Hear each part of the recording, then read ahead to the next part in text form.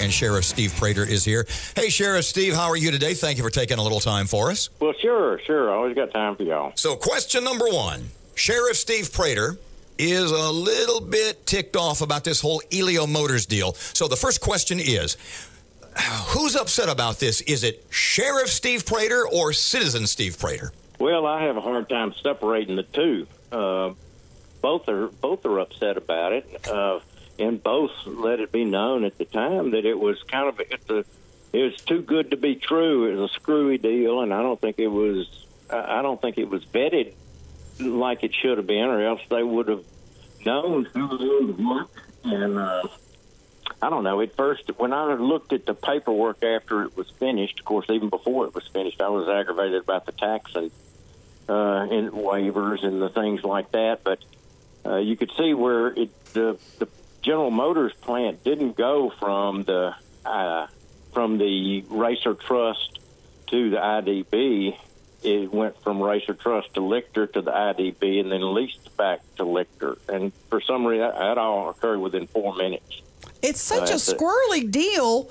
How did we let it happen? Did we not have the right legal team looking over it? What happened?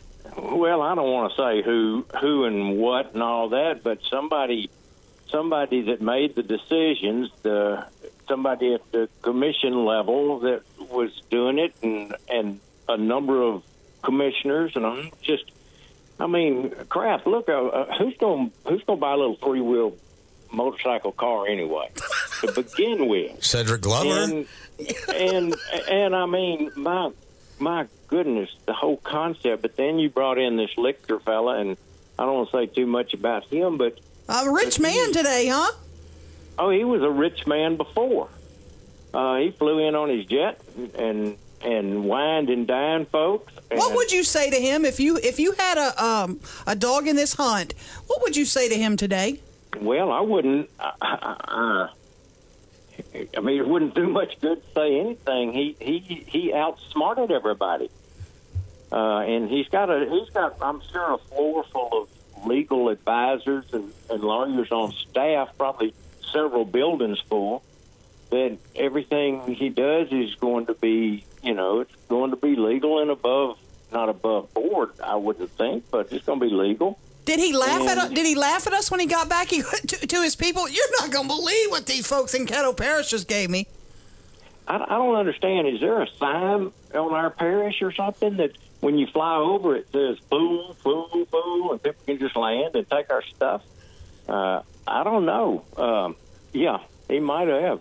Do you suspect, because you've been in law enforcement a long time, do you suspect that everything was done legally, or do you think that maybe there was sneaky illegal stuff done somewhere?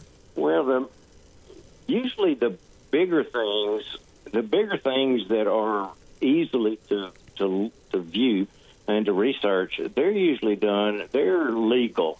Normally, they may be friendship deals or cronyism or bad government, but not illegal, that sort of thing. It's when you start getting into the people getting the last of the scraps, like the scrap metal, like the things like that. Then you begin to see you see more desperation in trying to get their share, you might say. What was it in the process that motivated you to speak out so vehemently, if I may use that word, that motivated you to speak out right now?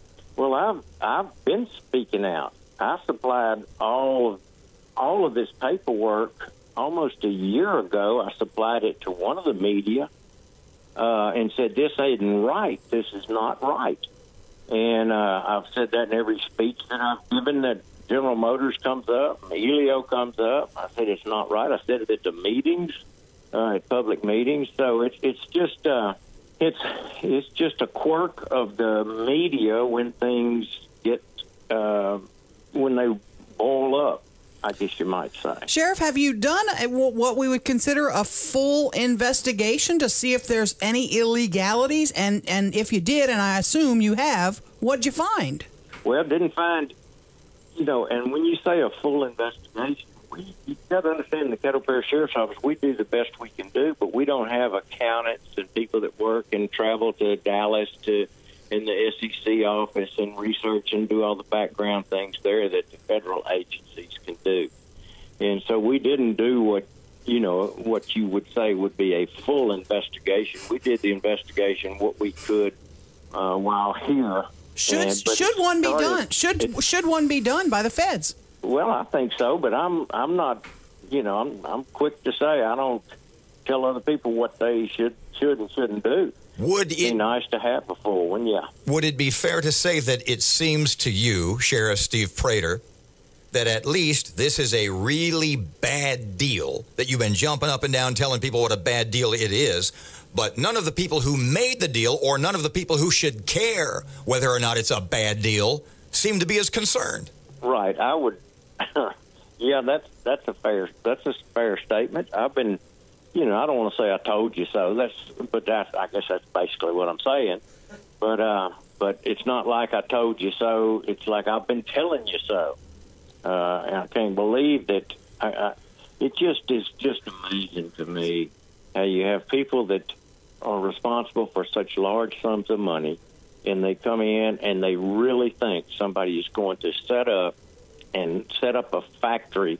And when other people wouldn't do it around the United States, and when they tried and failed in certain places, and all of a sudden here comes Racer Trust that handles the General Motors for the for the Obama team, and they're the trust people, and all of a sudden they say, we won't do business with you, we'll just do business with this fellow named Lichter. And so then comes Lichter, they wouldn't, and then Elio. It just is just ripe for rotten. So how frustrating is it to you that nobody in charge of this bad deal seems to want to fix it? Well, I don't, if I get frustrated, I stay frustrated about a lot of things, but I don't let it interfere with my next project. I just move on. And so that's kind of like this. And there's so many other things that people don't understand that, there's things with other governmental agencies that we look at, we shine the light on, we try to get somebody to prosecute it. It's not quite there, or it's determined they don't think it's quite there, so we have to turn the page and move on to something else. On a scale of 1 to 10, 10 being a crime was committed, how close is this to a 10? I don't. Well, that's like being a little pregnant.